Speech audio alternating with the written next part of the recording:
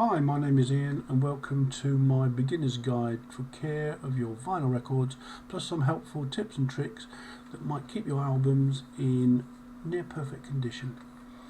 First of all, we're going to deal with albums that you've already had for a while and or acquired, and they're a bit noisy, a bit clicky. We're going to clean them. We're going to get it to a point where we can get rid of all of that. The one problem that we have got, obviously, is that you can't get rid of areas where the stylus, if the stylus has dropped from a height onto the album or scratched in any way, we can't get rid of those, but we can get rid of all the crackles and things like that, which really aren't there on a new album, and it really does get annoying. So make sure first of all that the platter that you put the album on is clean, the one underneath. Second thing, most important, keep your fingers off the tracks, because obviously because of the mechanics, if you put grease on the area where the grooves are, it's going to attract dirt. Dirt will stick to grease and then they'll be in there forever unless you do what we're doing now. Also, make sure that the deck is flat before you start to play. Make sure everything works correctly and your stylus is clean. What we're going to do is kind of off the wall really here, because not many people would want to do this on a new deck or a very expensive deck. But if you're going to do this, then I suggest, if it's not your deck, you ask the question. We start with some fluid, which I can talk to you about later.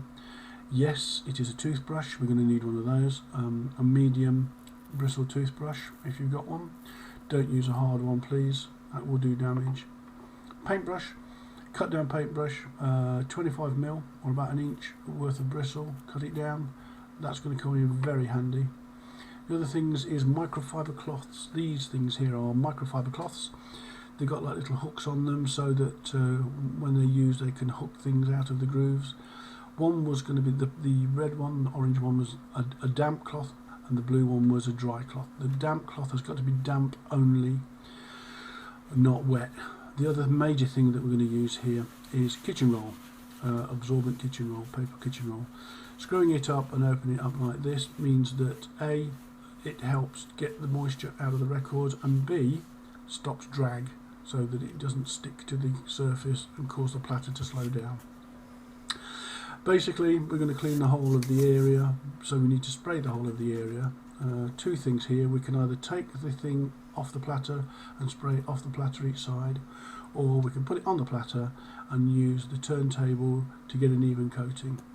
Because the deck is plastic, I don't see any reason why we can't do this, but if you're going to do it this way, then ask permission if it's not your deck.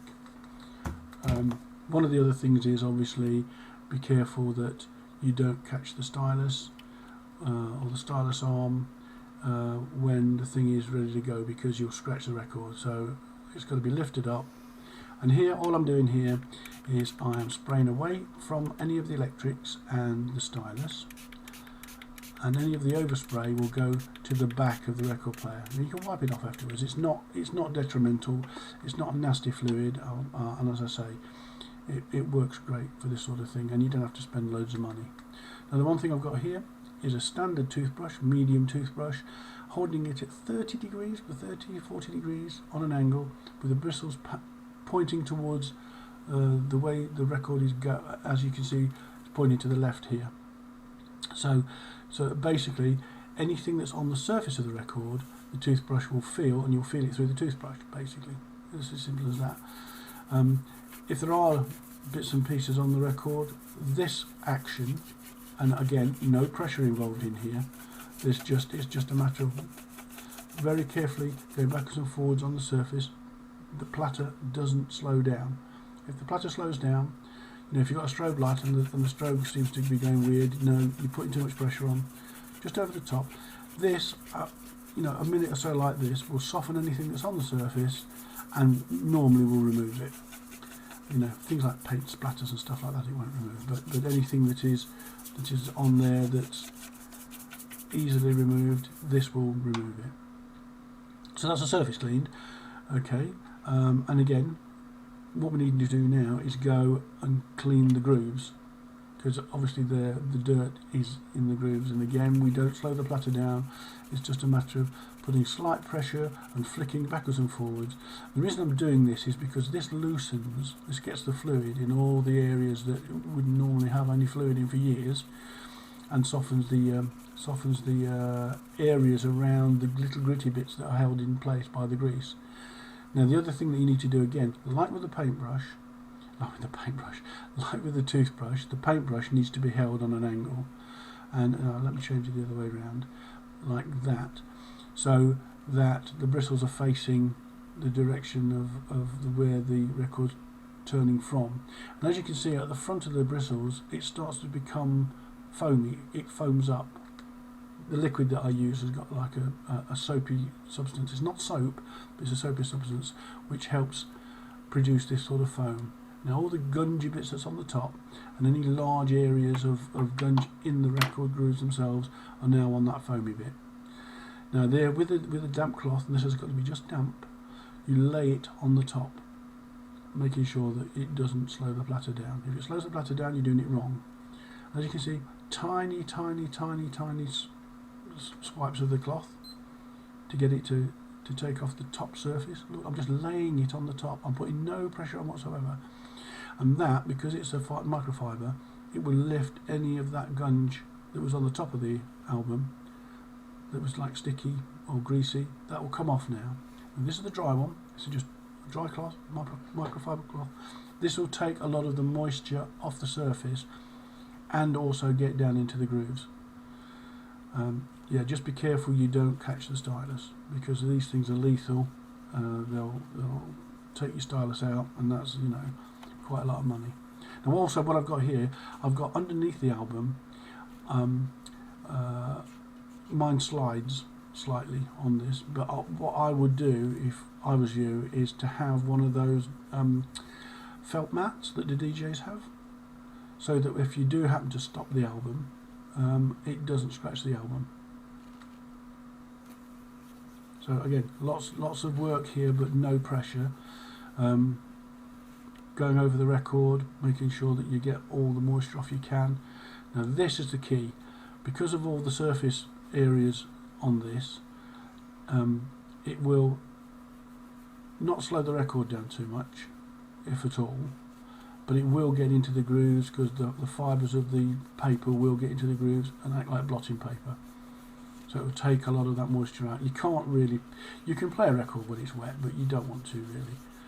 And once you've done that and you've cleaned it and got all the moisture out, now it may not look as pretty as a new one, because it will have like it won't be shiny. If you want it shiny, a little bit of household polish on a tissue and go over it, making sure that you don't leave any household polish in the grooves.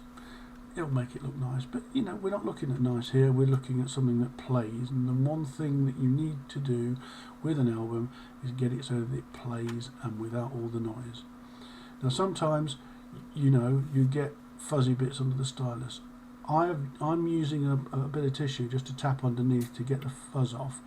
Not a really good idea if you don't know what you're doing. The best thing to do, if you're worried about your stylus being dirty, is you take your stylus out, or take the head out and just brush it the same way as the record would go, not the other way.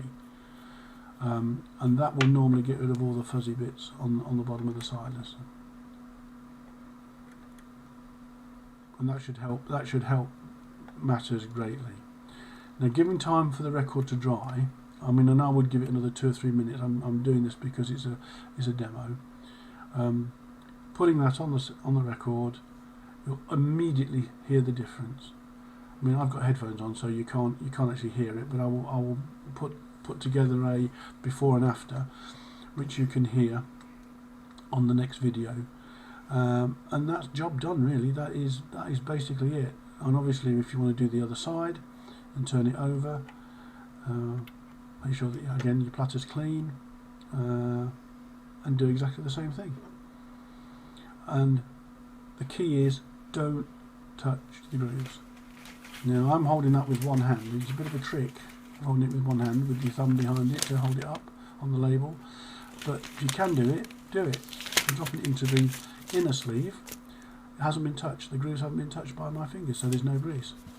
The other little trick, and this is important, is don't leave any open ends showing to the air. So the open end of the inner sleeve needs to go inside and away from the open end of the outer sleeve. I've not really got that in camera, but you know what I'm saying.